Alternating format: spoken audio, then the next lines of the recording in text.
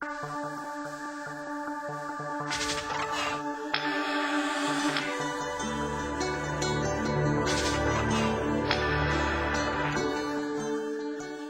are 70 million families in the United States with somebody knows or has a disability in their family. I think that this society is very much work-oriented. Our identities are very much based in what it is we do. A lot of people with disabilities are told that they can only do a job that's in computers or, or light paperwork or whatever. That's not what people in chairs want to hear. They want, they want the careers that everybody else can get. In the past, at least, I think it's true that expectations of people with disabilities were pretty low. I think that's not the case any longer. A lot of people judge people with disabilities, right off the bat, you know what I mean? And it's really, really sad, but it's still what people face today, Somehow we need to get around the synonym DIS, that I'm disabled, or this means I can't. So that's automatically says, oh, now what can't they do, what somebody else is going to have to do, instead of, all right, what can they do, now, and let's work from there.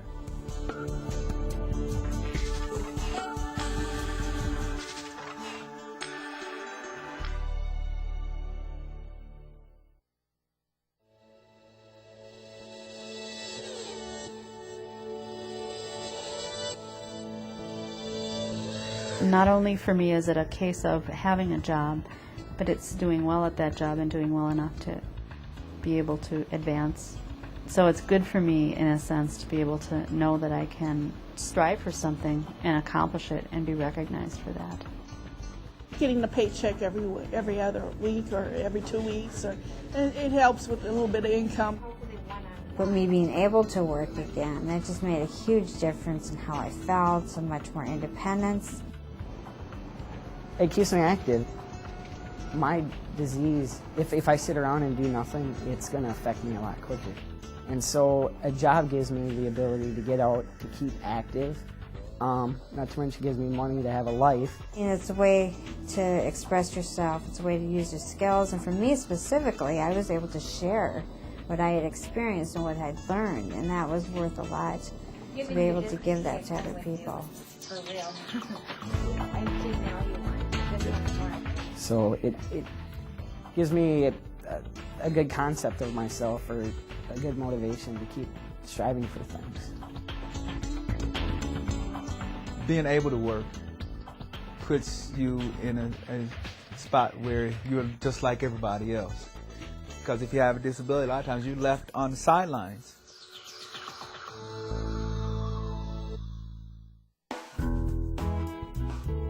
I've applied for jobs before where some people have just flat out told me they don't think it'd be a good idea for me to work there. There's no way around it, a disability is a disability, and that's a fact of life, and it does affect some things.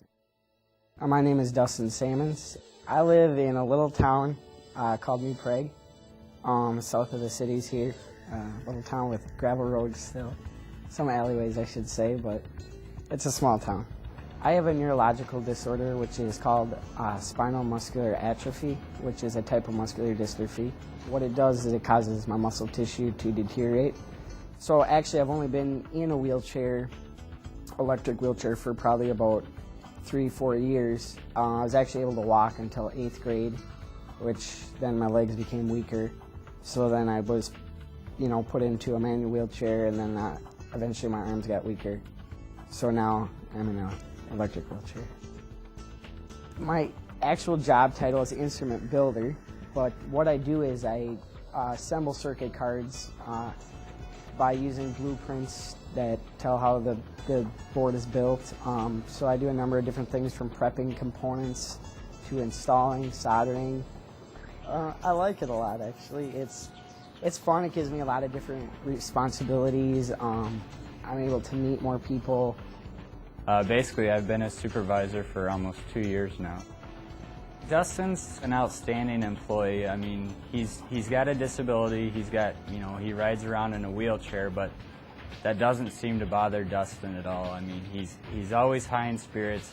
I mean, he's one of those people, when you go out to the assembly floor to, see how people are doing, he's going to be the first one to come up and chat with you. You know, first, he's always got a smile on his face, and he's just got a spirit that lifts up, you know, everybody else's spirits around him. You can see it in the workers when, you know, when he's around. He's got a great sense of humor, a lot of fun to work with, basically. I would say, you know, less than 2% of what he does has actually been affected by his disability. So, people with disabilities have a lot of determination to do things. Like, for instance, I want a bag of chips off the fridge. I can't reach them, but does that mean I don't try to get them? No, I get out a big spatula and I shake them off the top of the fridge so I can eat them. People with disabilities, they find ways to do things. between myself and the HR generalist nominated Dustin for this award with the Careers in Disabled magazine, and about 6 months after the nomination, they had called us back and said that he had actually been awarded the award, which was, I believe, 1 out of 10 employees throughout the U.S. They select 10, the top 10 employees. So I was able to go down, I won the award, and I was able to go down and accept the award in New York, and that was a lot of fun. It was pretty neat to hear the stories of other people with disabilities and the accomplishments they've made, and it's motivational. I would like to see myself moving, using my outside knowledge to move up within the company.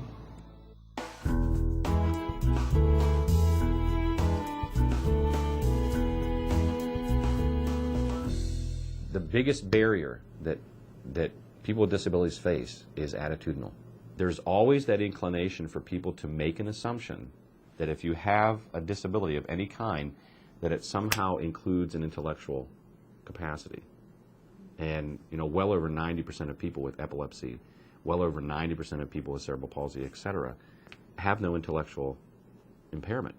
The personal relationships are difficult, and it's also difficult to get to know how much to say or not to say, and to feel that you have that level of trust to be able to do that for somebody. The population of mentally ill has increased.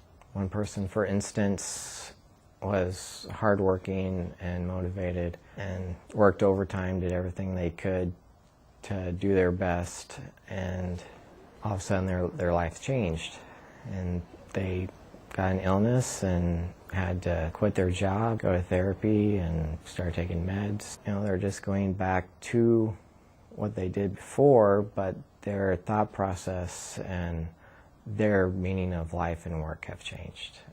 The discrimination is still out there. It still happens. Employers are smarter. There is, for example, one woman who is a nurse, an RN in Minnesota, who is blind. She was a nurse before she lost her sight, and she fought to maintain her license, and she's done that. So I think it's a matter of really finding what works for the individual that you're talking to or working with, and then helping them, supporting them to obtain those goals. From an employer perspective, I think there's often a risk associated with hiring someone with a disability. They're going to cost me more money. Whether that's a reasonable accommodation to get their workstation set up, whether that's in the form of health insurance and increased costs.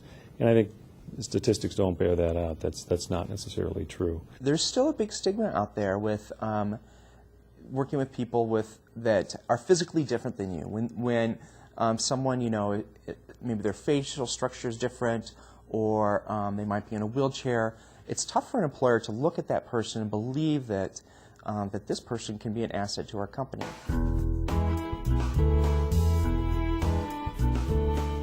Some clients or consumers do bring in information about their particular disability, written information, and say, hey, I'd be glad to talk with you more about this.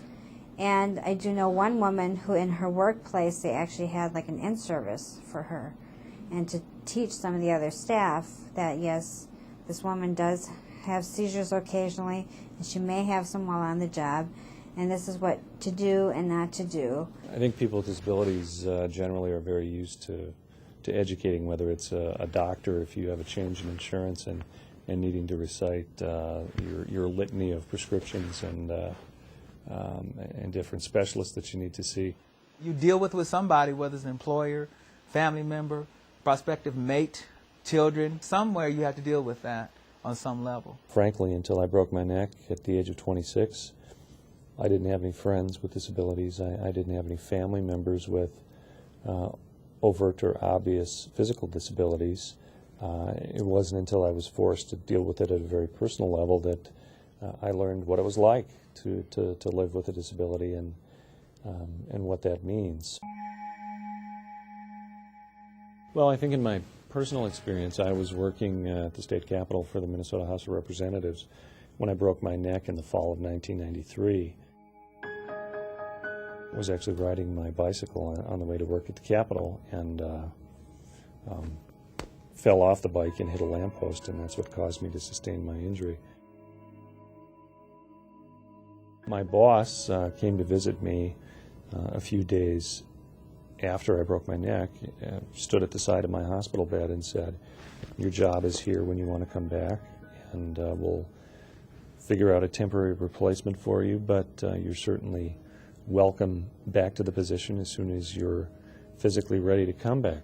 The outpouring of cards and letters and support that I got from my peers and my supervisors in the workplace, they in fact organized a silent auction for me that raised $10,000 to help me buy an adapted vehicle that I later learned how to drive. So I think that was a very positive experience, recognizing that the person I was and the skills that I brought to that job didn't change just because of my disability. I do a lot of speaking engagements in grade schools, and kids are wonderful, come up with wonderful and very honest and open questions, and I think the motivation for that question is very pure and comes from a willingness and a wanting to understand difference. That's not always the case with adults who are asking those questions. And in an employee-employer relationship, I think whether those questions come from someone who's above you in position in the workplace, whether that comes from a peer, and whether it comes from a place of wanting to reach a greater point of understanding, or whether that question is in some cases designed to reinforce the otherness or the difference of the individual with a disability. It's certainly a very integral part of who I am. I don't think it's just who I am.